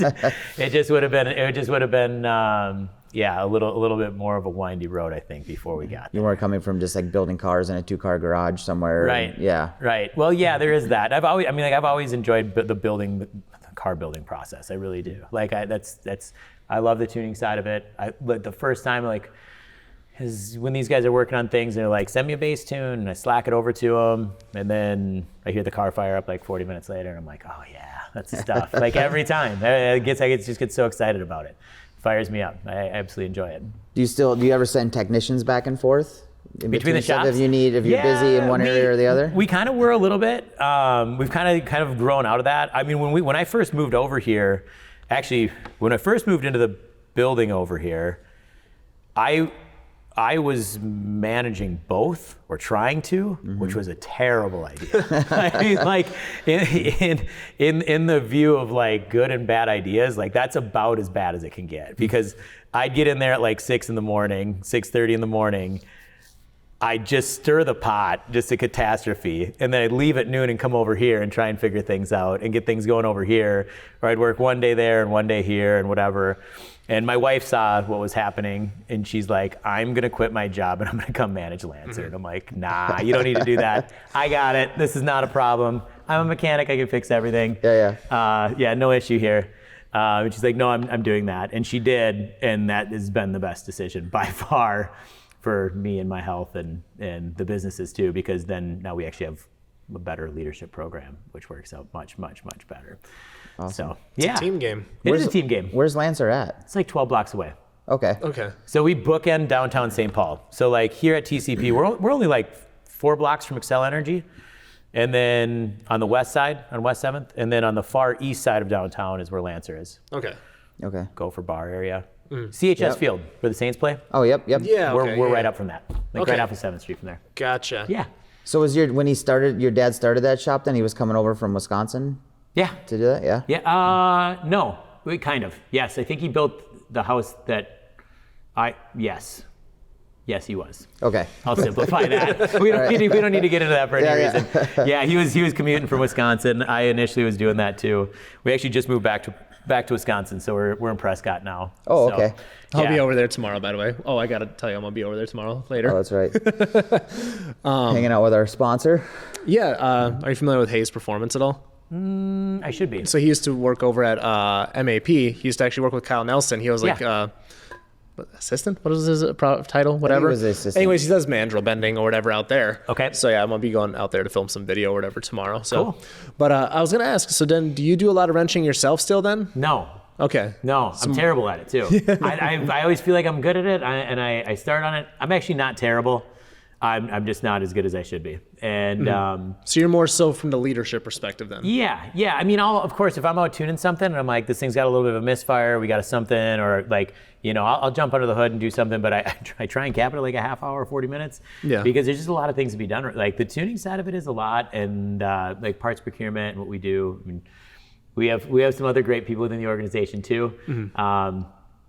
Chase, who's our service advisor, is phenomenal, and we just all need a little bit of help though. We're a small team, so there's a lot of different buckets to fill. So It's hard once you as you get busier too and doing other stuff. So I've built some things in my shop. My kids were smaller, and business was a little bit slower and stuff like that. Now they're getting older, and I just bought a Navigator for my wife off Copart, and I've got it in the shop now. It's on the lift. I'm tearing some parts off. I'm working on it. And then my wife said, you got to pick this one up at 2:30, and then your son's got wrestling at 6:30, and it's really hard if you can't just like sit down.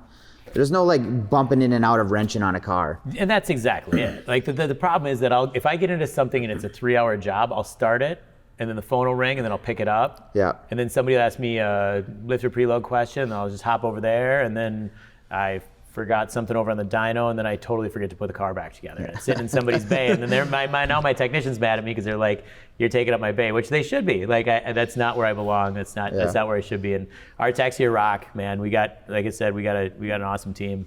So I should stay where I need to stay. So I try and help them fill in if I can, if they need me or whatever. But as far as wrenching, I'm hopefully semi-retired from that. But now, so another fun, like you talk about being able to work at home. I've never had that. Like I've never had. Our last place we had a condo downtown St. Paul here. So like my commute to work from our condo to Lancer was 3 blocks, and my commute here was 12 blocks. So like I rode a scooter all summer, which is funny because people are like picking up their big horsepower cars and they're like, "What are you driving?" I'm like, "Oh, I got that Honda C70 out there." I'm like, "What?" Like, yeah, the little scooter. At least it's not a Lime scooter some of you rolled up on. No, we don't do that. For just a nickel a day. Yeah. Yeah, right, yeah. But And then prior to that, I had actually a house down in Cottage Grove area, but I never really got it outfitted. So like I've never had the opportunity to work on something with enough space at home. So all of my projects, because when it comes to customer stuff versus my own stuff, I always put the customer first. Yep. It's just mentally, it's what you do. Like I'll come up here on a weekend and it'll be like, oh, I'm gonna do X, Y, Z on my car. I want to change up the pulley setup or pull the heads off of it and do this. And then as I get up here, I'm like, oh, I still have to tune so-and-so's. I'm like, well, I'll just knock that out. It'll take a couple hours. And now you've completely lost track again. Yeah. So now you keep going down that path. So I'm really hoping that at our new place, I have actually a 40x60 heated like outdoor building.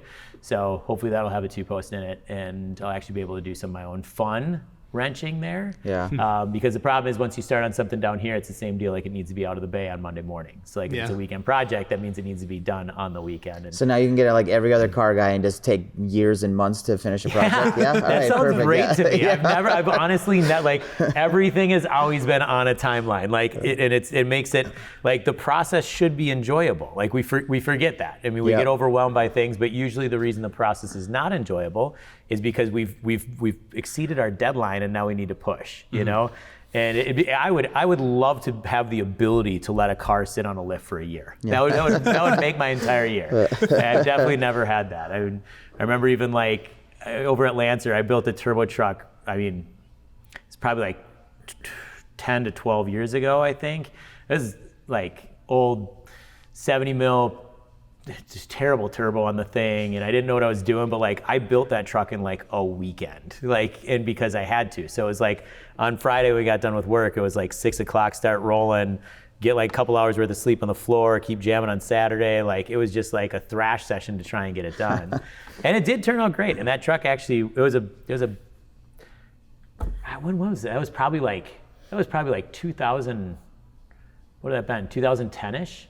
And it was like a crew cab or extended cab 2000 with a 5.3 and like a little 70 mil turbo. And it went 1280s at like 107, which is, it's a big leveled truck. I was pretty happy with it. It's amazing how things have progressed, how that speed has like, how the bar has been raised so far, because that was a lot of fun back then. But.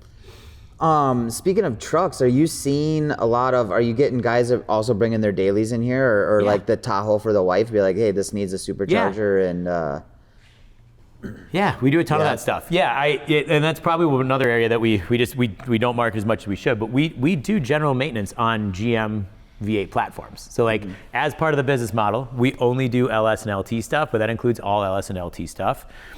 With the exception of LS4s. I don't do front drive weirdness. I don't know what that's about, but we don't do that. But so no Cobalt SS's, got it. Right. Grand Prix GXPs, Impala SS's. Oh, okay. Those were the weird. You guys familiar with those? Yeah, they had a 5.3. It is an LS motor, but they have a different bell housing bolt pattern, and they're mounted the wrong way. Like they should go this way, and they're going that way. So we don't do those, but we do all the general maintenance stuff and repair and stuff too. So like, I mean, a lot of it is customers with cars that we build or have done work to that we continue to do work on. But we do it all.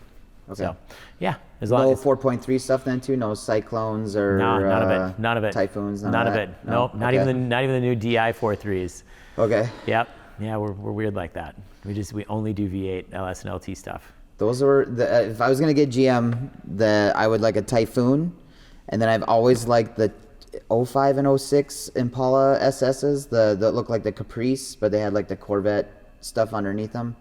Are you saying 95, 96? Is it 95, 96? Yep, that's what I'm thinking of. Yeah, Impala SS, like the big ones. That were almost all were black or maroon or whatever. Yep. Yeah. I love those cars. Yeah, I do too. They're cool. Yeah. They're just a big old awesome car. Mm-hmm. What was the first one you said? It would be a Typhoon.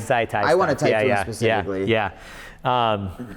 Man, I get it from the performance standpoint, but that 90s interior, man, I just can't do it.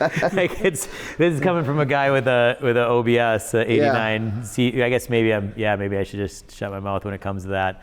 I don't know what it is about the V6 stuff. I wish I could get behind it. And not to like, the Grand National stuff is awesome. The Cyclone Typhoon stuff is really cool. It's just never appealed to me for some reason. I don't know what it is. I think it's the sound. I think I just can't do that V6 sound. But well, I know a guy that's putting a Coyote in one, so I'm excited to see in a Cyclone. Oh, cool. Yeah. Fun. So that'll be all of those Coyote LS the world. swapped Fords out there. Coyote the world. Yeah. Yeah. Well, I mean, LS swaps have dominated the swap market for a long time. It's time we start getting some other players into it too. So we welcomely, openly embrace the Coyotes into the swap side of things. So to get your hot take on that then, the whole build a Ford, build an LS, Coyote versus LS, is it for pricing wise? Are we on the same table or is there? LTs all day, baby. Yeah? It's the only way to go. Okay. Yeah. I mean, I don't even know what Coyotes make for power. I don't even know what they run. I seriously, like, I don't know. I don't see that many of them. I know what we do. I think the LT stuff is really, really tough to beat. Okay. I bet you beg to differ. You don't know enough about my world. I don't know enough about yours either to really like make a definitive answer. Sure. But Great, I'll chime in. No. We might need a mediator. No, I don't know. Look, man, I like anybody who gets behind the wheel of something fast and fun and hoons it. Like, the one thing that I do not like is people that bubble wrap their cars and put them away. Like, that's the thing. Like, it like, you know what? I don't want to turn any business away, because if people want to build cars and put them in their garage, that's great, and put it next to a placard that says it does X, Y, Z. That is fantastic, and that is your deal, and it's totally fine. You gotta go wear them out. Like, I don't care whatever it is. Like, I would rather just see people beating things up and talking smack to each other. Well, it was a gorgeous day today. It got up to 50 degrees, and I see that your car doesn't have any salt on it. So I don't know. I don't know. I did drive it today. Did you actually? Yeah, that's why it's washed. Yeah, that's why it's washed. That's why it's cleaned up. Is it PPF'd, by the way? No, it's not. It looks really. I mean, again, I'm 15 feet away, but it's just freshly washed. That's all. Okay. That'll do it. No, I was toying with the idea of putting a cam in that, because that's been just a stock sealed long block since I've gotten it. Okay. I mean, 900 wheel, like 890, with that setup with a 2650 import. But I decided, instead of putting a cam in it, since we had some blocks and stuff, I would just put a 401-inch motor together. So we actually just got the motor in the car last week. Yeah, I think last week.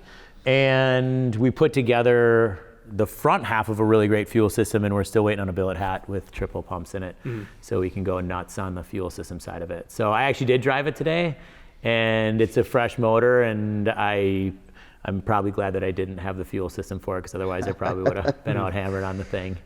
So you're looking for like a hanger, or are the pumps going to sit inside some sort of a basket? Just inside the stock fuel tank. Okay. So it'll be a 4 setup, four triple pump setup, which we generally use stuff like that on, like, twins and triples on a lot of this stuff, unless you do a supplement kit type setup. There's a lot of different ways to go about it. It really depends on budget and what you're trying to do. With that one, like, I just did not want to have the fuel system become an issue. I mean, there's all these cool kids playing with these weird fuels like nitros and C85 mix and methanol. I've been seeing that a lot stuff on the draggy forums. I think are you in the forums too, I'm guessing? Oh yeah. I'm a lurker, man. I'm always watching. You're probably talking about the same post I saw a few days ago, where they were just talking about like nitro and C85 and all that. I don't know, maybe, but yeah.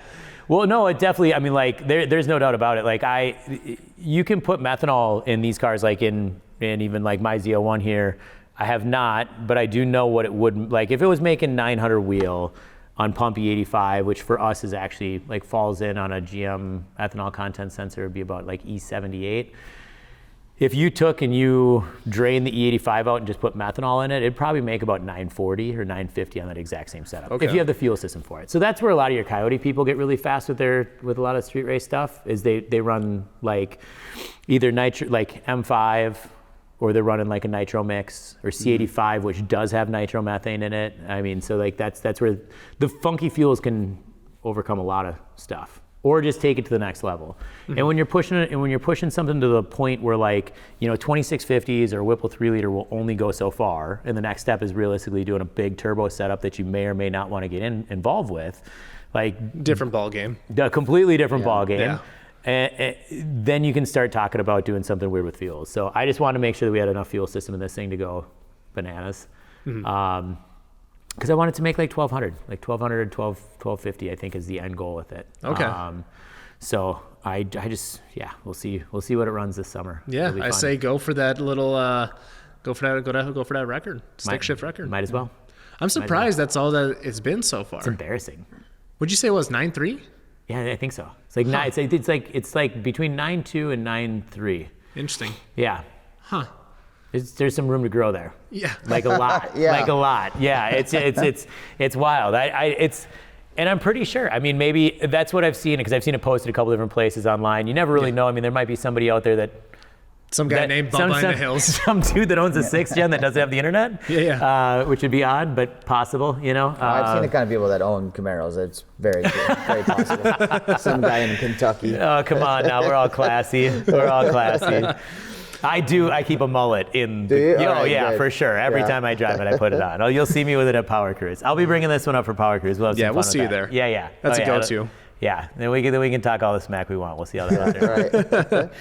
Well, sweet. I guess on that. Are you guys getting a fair amount of turbo builds in here too? No, we don't do. We don't, these like the 26 the factory blower 2650 stuff is so good. Like it takes. Yeah. I mean, when you're talking about what our business model really fits, which is really fast, fun to drive, cool street cars. And I'm not saying that turbos cannot be that, but the stock blowers and the 2650s do such a good job at like checking all of those boxes that we just don't really have many people that want to venture into that. And I really think that if you're going to do that, you really just want to cut the front off and like do a good job with it. Like, it gets really crazy. Yeah, like Justin Keith's car, that orange ZL1, it's called Nemo.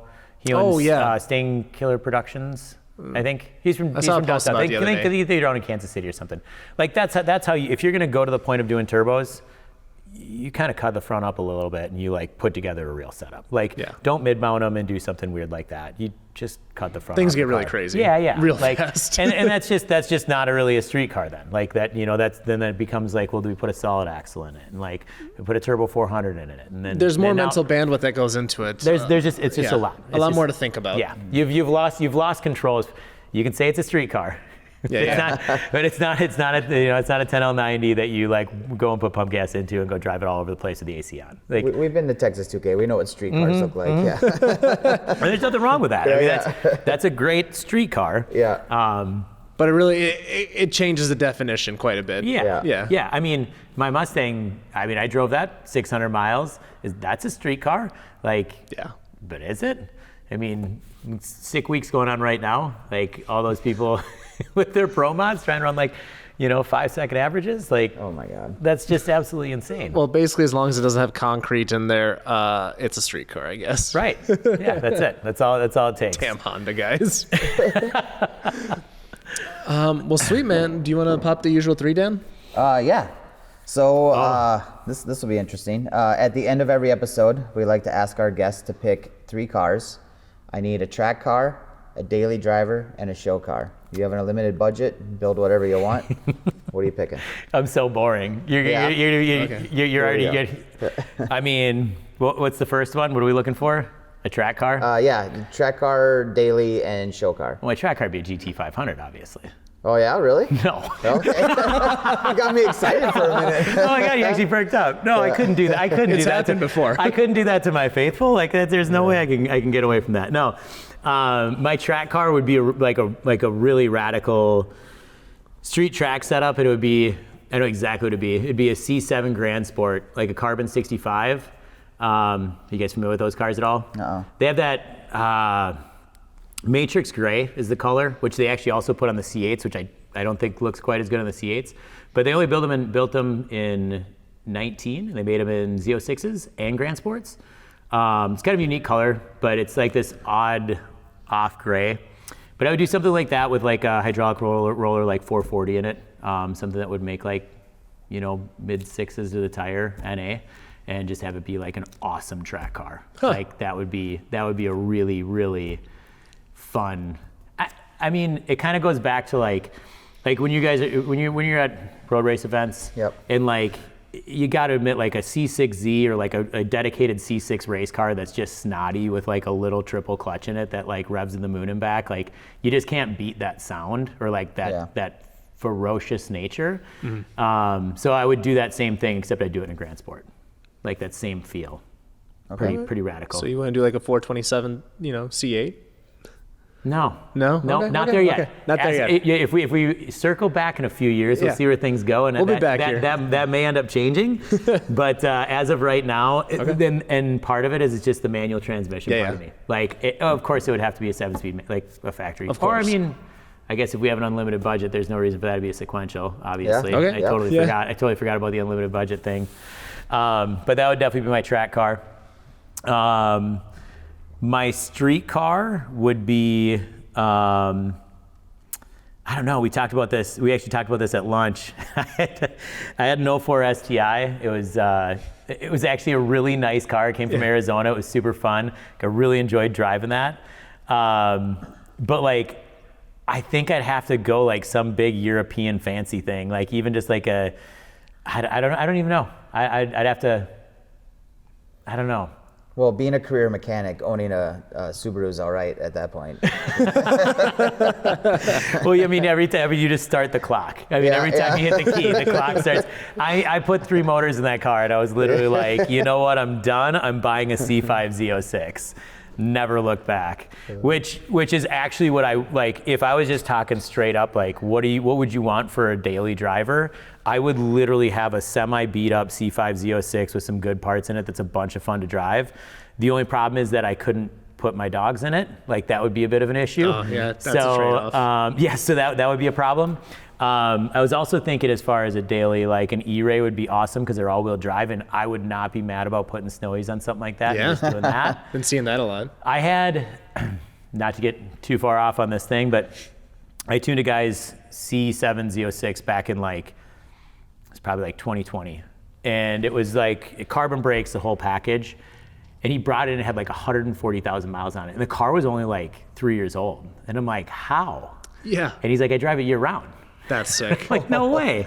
And he showed me pictures like with it on snowies. That's and I'm some like, good mileage too. Yeah, and I know. He like drove it every day nonstop. So I was like, that is absolutely great. So yeah, I'll say that. I'll say I'd do a new E-Ray. That'll tickle that C8. Not side even of an it. Escalade V or something? Nah, too No? big. Just Too big? way too big. Okay. Like, yeah, it's just too big. That's. All right. So he has dogs, not horses. Exactly. And then the show car, I kind of look at that more as a date night type deal or show car. I had a 55 Chevy with a dry sump LS7 in it. I sold it a couple years back. Like that actually was kind of the epitome. Like that car was pretty wild. It made a little over 600 wheel. It was a T56 Magnum. Had like boom tube exhaust off a NASCAR, but it was actually sectioned through the frame. So the frame was actually cut and then stretched. It was really, really neat. And like that thing, you'd no lift shift at like 74, 7,500. It was awesome, but it still looked classy because it was black, just black. And that was a really fun car. Yep. That's rowdy. That's cool. fun. It can't have weighed that much either, did it? No, it didn't. It weighed, because I took that on a drag and drive too. That one weighed like 30, I think like 30, mid 34s or something like that. Okay. Low 34s. They're not as heavy as people think that they are. And yeah, it made like 610 to the tire. Yeah, that's pretty legit. Yeah, so it went, I think its best pass was like a high 10.6 or low 10.7 at like 131. So that's not too shabby. I mean, that's GTI weight. Perfect. So. It's a perfect it's a perfect date night / show car. It's perfect. But no, it was a cool car. It was loud and ferocious and fun and neat and checked a lot of the boxes. So. Well, sweet. On that note, where can everybody find you? Facebook. Okay. That's a good starting point. We're on Instagram too. Okay. And then outside of that, just give us a call. TwinCitiesPerformance.com is our website. Or just give us a shout. Sweet. Dan? What about the other spot you want to promote? Oh, yeah, true. Lancer too? Or? Oh, yeah. We also do general auto repair. Thank you for the reminder. Yeah, no problem. Thank you for the reminder. Well, she's not over there staring at me anymore, but I knew I'm a typical car guy. I thought we were just talking about cars. I forgot I'm supposed to promote my businesses too. No, Lancer Service. We fix all makes and all models. We're in downtown St. Paul. We do a great job. Love to have business over there. And if you want any consult or building as far as your GM performance car goes, we'd be happy to help you out. Myself or Chase, give us a call, and we'd get you jamming. Sweet. Awesome. Dan? You can find us at Gunnock Garage, 2 ends. Well, it's been a while since you said 2 ends. I know. It's almost like you forgot. Me rebuilding this stupid car, but the other thing, add another let's film aspect to things is also not great. There you go. But Well, Carl, thanks for coming on. You're very welcome. It's been pretty sweet. Dan, thanks for existing, and we'll see you all next time. Thank you. As always, guys, be sure to check out all of our sponsors. They are what make this show possible. It allows us to travel and have some awesome guests on the show. So whether it's HP Academy, Tuned by Sean, or Hayes Performance, all these guys have awesome services, products, everything in between. So be sure to check them out. All the codes are in the show note description or on my Instagram or wherever else I've mentioned it in the show. So be sure to check it out, and we'll see you all next time.